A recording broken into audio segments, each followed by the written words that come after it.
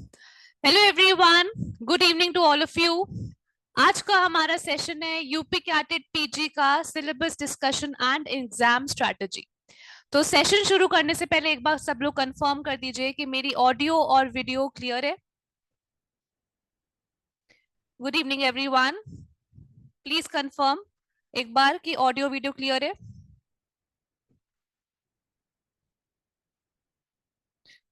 Okay, शुरू करते हैं फिर। तो बेसिकली हम लोग आज बात करने वाले हैं कौन से एग्जाम की, that is UP CATET PG exam, और वो भी 2026 के लिए। तो अगर आप इस एग्जाम के लिए इंटरेस्टेड हो और आप भी एनरोल करना चाहते हो एमएससी में, अगर आप यूपी के बेस्ट यूनिवर्सिटीज में, गवर्नमेंट यूनिवर्सिटीज में एमएससी करना चाहते हो, तो ये एग्जाम आपके लिए है।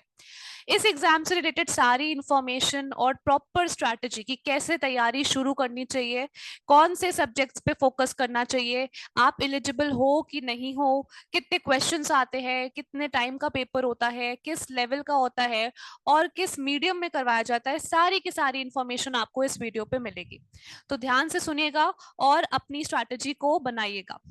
सबसे पहले हम लोग बात करते हैं कि आपको कौन कौन सी यूनिवर्सिटीज में एडमिशन मिल सकता है। बेसिकली यूपी कैटेड जो होता है वो इसलिए करवाया जाता है कि आप इन 5 यूनिवर्सिटीज में से किसी भी एक यूनिवर्सिटी से एमएससी कर सको। पहले 4 यूनिवर्सिटीज थी, लेकिन अब एक और यूनिवर्सिटी जुड़ चुकी है। तो यहाँ पे जो 4 यूनिवर्सिटीज है उनमें से कौन कौन सी यूनिवर्सिटी है, that is first is CSA, यानी कि Chandrashekhar Azad university of agriculture and technology, जो कानपुर में है। सेकेंड है आपकी university Banda agricultural university, Banda university of agriculture and technology. उसके बाद आपकी है अयोध्या की Acharya Narendra Dev university of agriculture and technology, जिसको हम एनडीयूएटी के नाम से जानते हैं। फिर आपकी जो दूसरी है that is Sardar Vallabh Bhai Patel university of agriculture and technology, जो मेरठ में है। इसके अलावा Mahatma Buddha university of agriculture and technology बबुनुली कुशीनगर में है। तो अगर आपको इनमें इन यूनिवर्सिटीज में एनरोल होना है तो आपको इस एग्जाम के बारे में सारी इंफॉर्मेशन पता होनी चाहिए। ओके, तो लेट्स मूव फॉरवर्ड।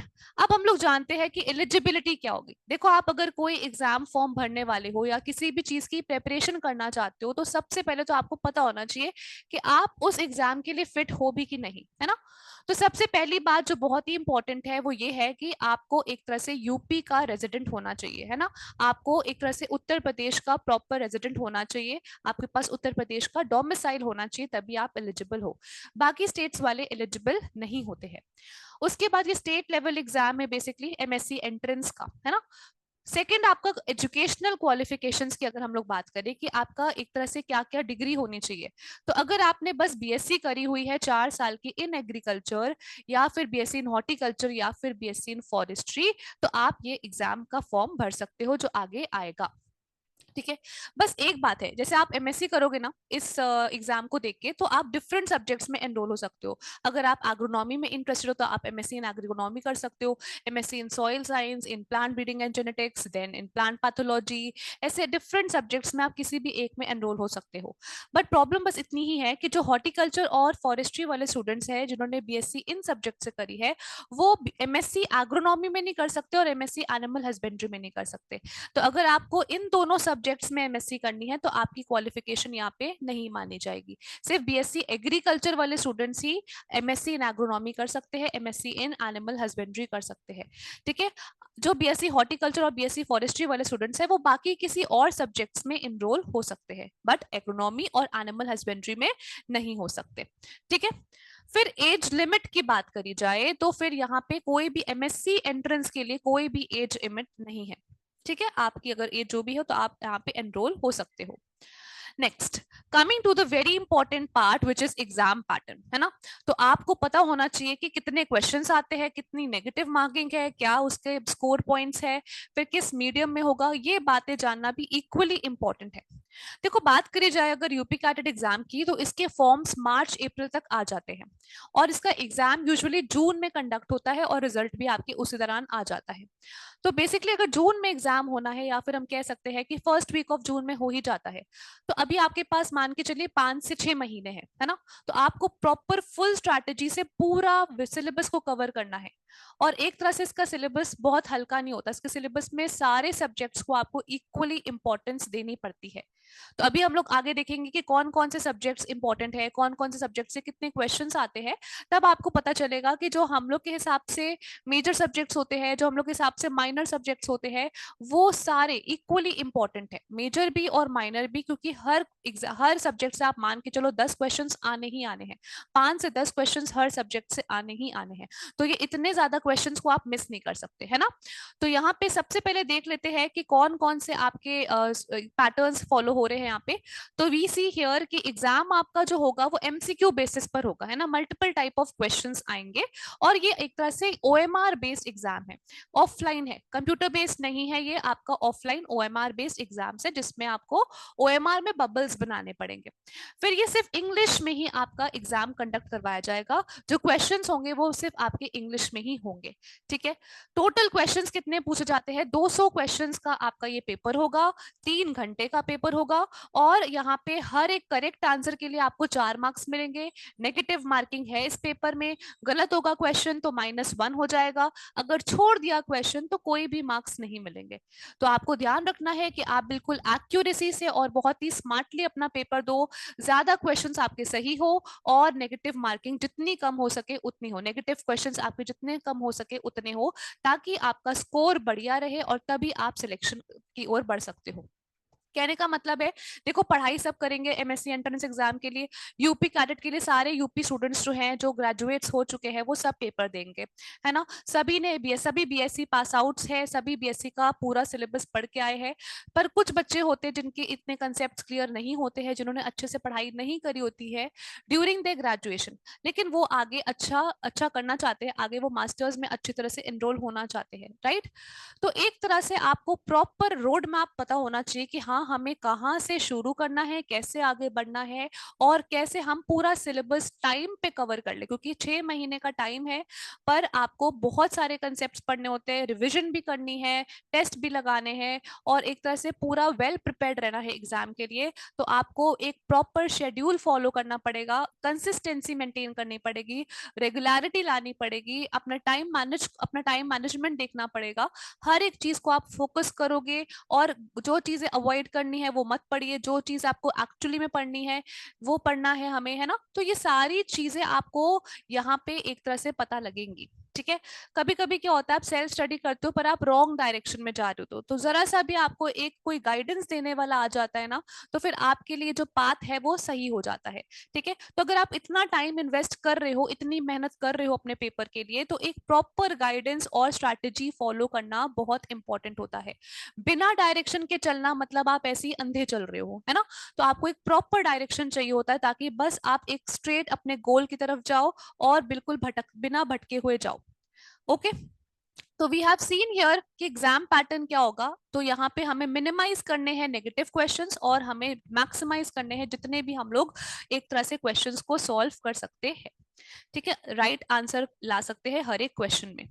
चलो, very very important part, subjects under study. देखो कितने सब्जेक्ट्स आपको पढ़ने हैं इस एग्जाम के लिए, तो यहाँ पे टोटल 17 सब्जेक्ट्स है जो आपको यहाँ पे पढ़ने हैं, और 17 सब्जेक्ट्स कम नहीं होते हैं, है ना। कहने का मतलब है जो बीएससी में आपने जो भी सब्जेक्ट्स पढ़े हैं, सारे के सारे सब्जेक्ट्स आते हैं इस पेपर में। आप कहने को तो एमएससी एक सब्जेक्ट में कर रहे हो, पर पेपर में आएंगे सारे सारे सब्जेक्ट्स के क्वेश्चंस। अगर आपको करना है एमएससी इन एग्रोनॉमी, तो जरूरी नहीं है कि सिर्फ एग्रोनॉमी के क्वेश्चंस आए, आपके सारे सब्जेक्ट्स के क्वेश्चंस आएंगे इस पेपर के लिए, तो आपको सारे सब्जेक्ट्स को इंपॉर्टेंस देनी है। ओके, सबसे पहली बात, एग्रीकल्चर के अलावा आपका जीके भी आता है, 25 मार्क्स का, 25 क्वेश्चंस के जीके के क्वेश्चंस तो आते ही आते हैं, वो डेफिनेट है। तो जीके भी आपको संभालनी है, पर जीके के अलावा एग्रीकल्चर संभालना ज्यादा इंपॉर्टेंट है। एग्रीकल्चर आपका जो कोर सब्जेक्ट है उससे ज्यादा क्वेश्चंस आएंगे, तो जाहिर सी बात है उसमें हर एक सब्जेक्ट को फोकस करते हुए पढ़ना है, और इसके अलावा आपको जीके का भी नॉलेज होना चाहिए। जीके में कैसे क्वेश्चंस आते हैं, जैसे आपका हिस्ट्री का पार्ट हो गया, थोड़ा सा ज्योग्राफी का पार्ट हो गया, रिवर्स वगैरह, करंट अफेयर्स हो गए, स्कीम्स हो गए, है ना, हेडक्वार्टर्स वगैरह हो गए, फिर स्पोर्ट्स के भी क्वेश्चंस आते हैं, जैसे ट्रॉफीज वगैरह आते हैं। तो ऐसे बहुत सारे आपके जीके के क्वेश्चंस आते हैं जिसको आपको पढ़ना पड़ेगा, राइट। अब एग्रीकल्चर वाले पार्ट में देखते हैं मेजर सब्जेक्ट्स कौन से और माइनर कौन से। वैसे तो इस एग्जाम के लिए मैं मेजर माइनर बोलूंगी ही नहीं, क्योंकि वही है, एवरेज वही है कि आपके हर सब्जेक्ट से 5 से 10 क्वेश्चन आने ही आने हैं। ठीक है, तो हॉर्टिकल्चर में सबसे ज्यादा क्वेश्चंस पूछे जाते हैं, 25 क्वेश्चंस। एग्रोनॉमी, एग्रोमीटेरोलॉजी, बायोटेक्नोलॉजी से 15 क्वेश्चंस आते हैं। तो मान के चलो आप बायोटेक ऐसा सब्जेक्ट जो सब लोग नहीं पढ़ते हैं, जो माइनर माना जाता है, उससे भी 15 क्वेश्चंस आपके यूपी कैडेट में आते ही आते हैं। और ये एक ऐसा सब्जेक्ट है जिसमें आपको प्रॉपर टेक्निकल नॉलेज होनी चाहिए, है ना। अब स्टैटिस्टिक्स की बात करी जाए तो स्टैटिस्टिक्स से भी क्वेश्चंस आते हैं, 14 क्वेश्चंस आते हैं और अच्छे खासे आते हैं। जेनेटिक्स एंड प्लांट ब्रीडिंग से 11 क्वेश्चंस, फॉरेस्ट्री से भी देखो 10 क्वेश्चंस आ रहे हैं, सॉइल साइंस से 9 क्वेश्चंस आते हैं। ओके, अब यहाँ पे ये देखिए, agriculture engineering, animal husbandry, biochemistry plant physio mix करके आप कह सकते हो, एक्सटेंशन, एंटोमोलॉजी, पैथोलॉजी, इन सारे सब्जेक्ट से 9 क्वेश्चंस आ रहे हैं। इकोनॉमिक्स से भी 9 क्वेश्चंस आ रहे हैं। तो आप मान लो लगभग 10 क्वेश्चन हर सब्जेक्ट से आ ही रहे हैं, है ना। सॉइल कंजर्वेशन से 7 क्वेश्चंस है और सीड टेक्नोलॉजी से 6 क्वेश्चंस है। तो माइनर सब्जेक्ट तो मतलब मान लो सी टेक है, उसमें से भी 6 क्वेश्चंस आने ही आने हैं। तो you have to focus in every subject. देखो आपके लिए कुछ होंगे स्ट्रॉन्ग सब्जेक्ट्स और कुछ होंगे आपके वीक सब्जेक्ट्स, है ना। तो बस आपको अब बैठ के एनालाइज करना है कि कौन से सब्जेक्ट्स में हमारा कमांड अच्छा है और कौन से सब्जेक्ट्स में हमें बहुत ही कमजोरी है, बहुत ही हमें एक तरह से कंसेप्ट क्लियर नहीं है, राइट। तो पहले तो आपको ये डिसाइड करना है। उसके बाद जैसे ही आपकी प्रेपरेशन स्टार्ट होगी, आपको एक तरह से डिस्ट्रीब्यूट करना है अपना time to all the subjects. आपको अपना ऐसे टाइम अलॉट करना है कि आपको सारे सब्जेक्ट्स कंप्लीट करने का टाइम मिले। आप टाइम से पहले, एग्जाम होने से पहले आप एक बार सारे सब्जेक्ट्स को थरली पढ़ ले। ठीक है, तो ये बहुत ही इंपॉर्टेंट होता है जानना कि सब्जेक्ट्स कौन से पढ़ने हैं, किस तरह के क्वेश्चंस आएंगे, कितने क्वेश्चंस किस सब्जेक्ट से आएंगे, ताकि हम अपनी प्रेपरेशन को अकॉर्डिंगली मैप कर पाए। तो इसमें आपको मेहनत करने की जरूरत नहीं है, आपको अपना प्रॉपर रोड मैप बनाने की जरूरत नहीं है, क्योंकि हम ले आए हैं आपके लिए एक नया batch for UP cadet PG जो 15 सितंबर से स्टार्ट हो रहा है। इस बैच में हमने आपके लिए बहुत ही मेहनत करी है और बहुत ही प्रिपरेशन करी हुई है, जिसमें हमने प्रॉपर शेड्यूल प्लान करा हुआ है कि कैसे आपकी क्लासेस चलेंगी, क्या क्या आपको मिलेगा जिससे आपकी एग्जाम की प्रिपरेशन बूस्ट हो जाएंगी, कैसे आप लोग हम लोग मैक्सिमम सिलेक्शंस ला पाए इस एग्जाम के लिए। तो आपने देखा ही है हमारा रिजल्ट कि पिछले बैचेस में भी जो बच्चों ने एनरोल किया है उसमें उन्होंने बहुत ही अच्छी रैंक लाई है और वो सिलेक्ट भी हुए हैं। तो अगर आप भी उन बच्चों में बनना चाहते हो जो टॉप रैंकर्स हो और आप भी अगले साल सिलेक्ट होना चाहते हो और अपनी ड्रीम यूनिवर्सिटी में अपना ड्रीम सब्जेक्ट से एमएससी करना चाहते हो, तो फिर आप ये बैच के लिए एनरोल कर सकते हो। तो सबसे पहले मैं आपको इस बैच की खासियत बताऊंगी। इस बैच में आपको मिलेगा बाइलिंगुअल क्लासेस, कहने का मतलब है कि आपको पीपीटी मिलेगी इन इंग्लिश, लेकिन आपको समझाया जाएगा इन हिंदी, और प्रॉपर वे में हर एक टॉपिक को, हर एक चैप्टर को, हर एक सब्जेक्ट को टारगेट करके आपका पूरा सिलेबस कवर करा जाएगा। एक भी चीज आपकी नहीं मिस होगी अगर आप यूपी कैडेट की तैयारी कर रहे हो। तो हर एक चीज, जो भी इंपॉर्टेंट टॉपिक्स है, किन टॉपिक्स पे ज्यादा फोकस करना है, किसको नहीं करना है, एवरीथिंग आपको हर एक फैकल्टी गाइड करेगी। तो एक्सपर्ट फैकल्टीज की गाइडेंस तो आपको मिलेगी ही मिलेगी। आपको लाइव प्लस रिकॉर्डेड क्लासेस भी मिलेंगी, आपको डाउट सेशंस भी मिलेंगे। कोई भी डाउट हो तो आप फ्रीली पूछ सकते हो किसी भी टीचर से। ठीक है, तो लाइव क्लासेस भी होंगी, रिकॉर्डेड भी होंगी, और आप उसको डाउनलोड भी कर सकते हो। ठीक है, फिर साथ ही साथ ये जो 15 सितंबर से बैच आ रहा है, इतना ही नहीं बल्कि आपको हर तरह के टेस्ट मिलेंगे, chapter wise test, which is very very fruitful for you. जैसे आपने कोई चैप्टर पढ़ा एक सब्जेक्ट का, तो फिर आप उसको पढ़ के तुरंत उसका टेस्ट लगा सकते हो, और इससे आपको बहुत बेनिफिट मिलेगा, क्योंकि आप हर स्टेज में अगर टेस्ट देते जाओगे तो आप एनालाइज कर पाओगे कि आप कितना प्रिपेयर कर रहे हो, राइट। और फिर आपके इंप्रूवमेंट के चांसेस भी बढ़ जाते हैं और आपके एक तरह से किसी भी तरह की गलतियां होने की संभावना नहीं होती है। तो चैप्टर वाइज टेस्ट तो आपके लिए बहुत ही फ्रूटफुल रहेगा। उसके बाद आप ओवरऑल टेस्ट भी दे सकते हो। ओवरऑल टेस्ट में क्या होगा कि आपको एक प्रॉपर आइडिया लगेगा कि हाँ, एग्जाम में ऐसे ही पेपर आएगा। तो बिल्कुल एग्जाम ओरिएंटेड आपके ओवरऑल टेस्ट होंगे, ताकि जैसे आप एग्जाम में जब भी बैठोगे तो आपको डर ना लगे और आपको कॉन्फिडेंस से बिल्कुल अपना पेपर देख के आएंगे। इसके अलावा सब्जेक्ट वाइज टेस्ट भी है, हर एक सब्जेक्ट वाइज टेस्ट भी होंगे। तो जैसे भी आपकी प्रेपरेशन चल रही है उस अकॉर्डिंग आप different types of test conduct, different type of test कर सकते हो। ठीक है, तो ये प्रॉपर टेस्ट सीरीज भी आपको मिलेगी इस बैच में। Now talking about the classes, तो आपकी जो क्लासेस चलेंगी वो मिनिमम 3 घंटे की तो चलेंगी ही चलेंगी। यहाँ पे 2 एग्रीकल्चर की क्लासेस चलेगी, एग्रीकल्चर क्लास 1 जो कि 1.5 घंटे की है, और दूसरी क्लास भी आपकी 1.5 घंटे की होगी। तो 2 क्लासेस आपकी 1.5 घंटे की चलाई जाएंगी, बाइलिंगुअल क्लासेस होंगी।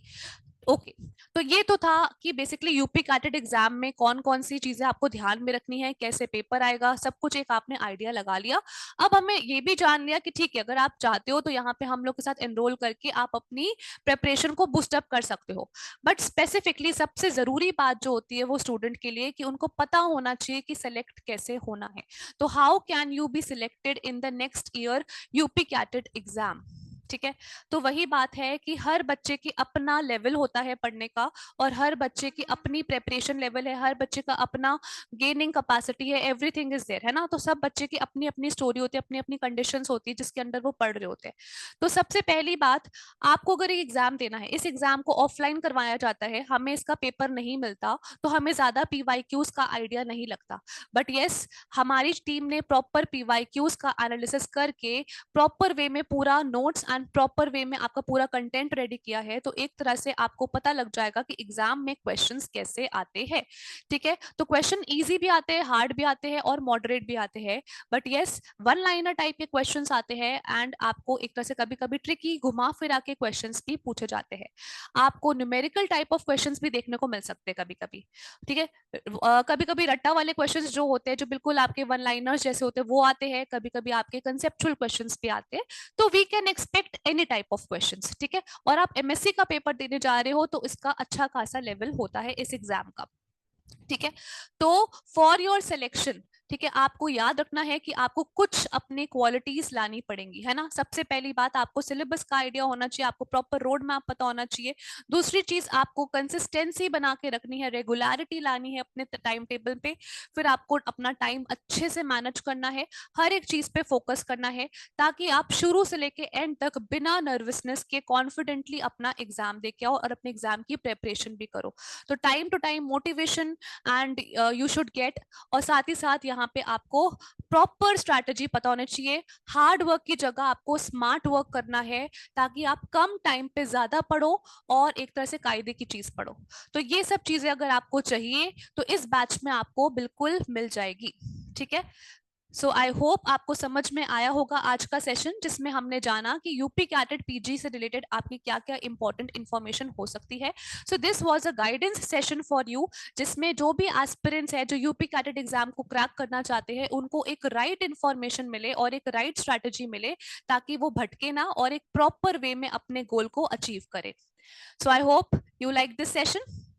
अगर आपके मन में कोई भी डाउट्स है तो you can ask, but yes, कोई भी डाउट्स होंगे तो आप इस नंबर पे कॉल करके अपने डाउट्स को शेयर कर सकते हो। अगर आप इंटरेस्टेड हो बैच में तो you can call and ask the information.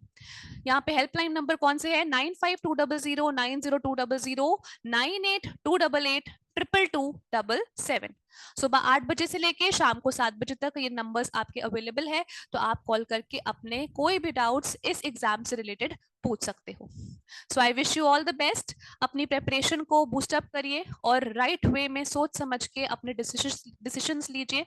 So I hope this session was fruitful for you. ऐसे ही आपके इंफॉर्मेटिव वीडियोस के लिए stay connected to us. Thank you so much all of you.